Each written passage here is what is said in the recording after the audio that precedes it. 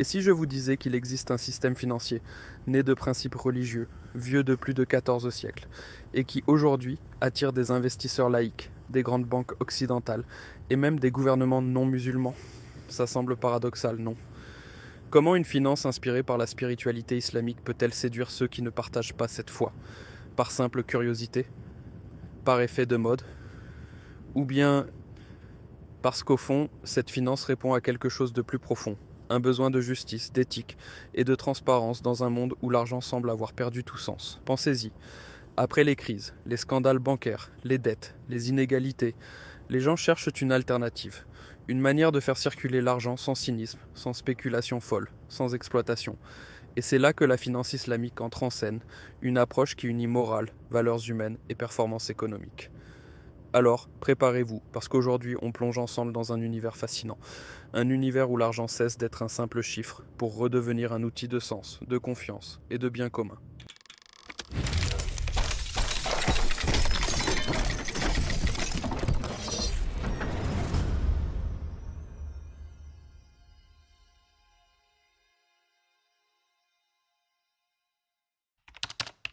Avant de comprendre pourquoi elle attire autant, il faut d'abord comprendre ce qu'elle est, vraiment. La finance islamique, ce n'est pas juste une version musulmane de la finance classique. Non, c'est une vision totalement différente de l'argent, de sa circulation et même de sa raison d'être. Ici, l'argent n'est pas un produit en soi, c'est un outil. Un outil pour créer de la valeur réelle, pour faire tourner l'économie et surtout pour respecter l'humain. Elle repose sur trois grands principes. Pas d'intérêt, le fameux riba. Dans ce système, l'argent ne doit pas te faire des petits, tout seul. Tu veux gagner de l'argent? Très bien, mais tu dois participer à un projet réel, prendre des risques, investir ton temps et ton énergie. Pas de spéculation excessive, le garar.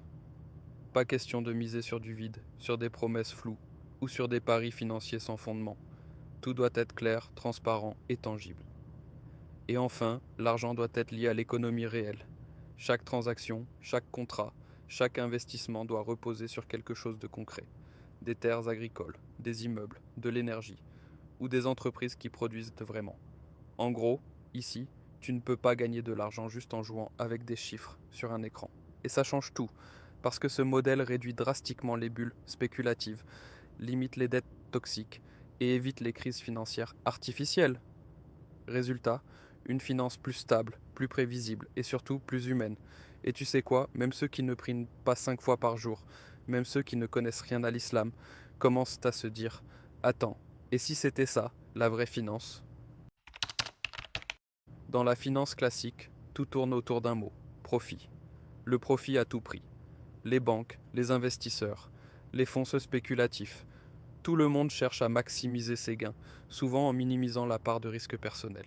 Et pour y arriver, on crée des produits financiers de plus en plus complexes, parfois déconnectés de toute réalité économique. Des chiffres, des écrans, des paris sur l'avenir, mais souvent aucune valeur réelle derrière. Résultat, quand tout va bien, certains deviennent immensément riches. Mais quand tout s'effondre, ce sont les citoyens, les petites entreprises, les familles qui paient le prix fort. La finance islamique, elle, repose sur une logique totalement différente. Ici, le profit ne se sépare jamais de la responsabilité. On partage les risques comme on partage les bénéfices. Si un projet échoue, tout le monde en assume une part. Si un projet réussit, tout le monde en profite équitablement. C'est une philosophie qui dit: tu ne gagnes pas seul, tu gagnes avec les autres. Le but n'est pas d'exploiter ni de spéculer, mais de créer de la valeur réelle ensemble, dans l'économie, dans la société et même dans les relations humaines. Cette approche repose sur trois piliers: la transparence, la confiance et la justice économique.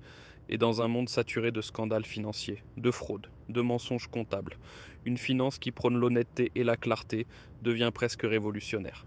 Parce qu'au fond, ce que la finance islamique propose, ce n'est pas seulement un autre système, c'est une autre manière de voir l'argent, non plus comme une fin, mais comme un moyen de prospérer ensemble. Ce qui est surprenant, c'est que la finance islamique séduit aujourd'hui des non-musulmans partout dans le monde. Pourquoi? Parce qu'elle est éthique. Elle exclut les secteurs comme l'alcool, le jeu, les armes ou la spéculation. Résultat, beaucoup d'investisseurs responsables y voient un moyen d'investir sans trahir leurs valeurs. Parce qu'elle est stable. Chaque produit est lié à un actif réel, pas de bulle, pas de dette toxique. Pendant les crises, elle résiste mieux que la finance classique. Et parce qu'elle est durable, elle favorise la croissance à long terme, pas les profits rapides et risqués. C'est pour ça que des pays comme le Royaume-Uni, le Luxembourg ou même le Japon émettent leurs propres sukuk, les obligations islamiques, pour attirer ces capitaux éthiques. La finance islamique, ce n'est pas une simple alternative économique, c'est une philosophie de vie, une vision de la richesse qui replace l'humain au centre de tout. Elle ne cherche pas seulement à faire du profit, elle cherche à donner du sens à la manière dont l'argent circule. Dans ce système, chaque euro, chaque transaction doit avoir un impact positif sur la société. L'argent ne doit jamais servir à exploiter, à détruire ou à spéculer sur la misère des autres.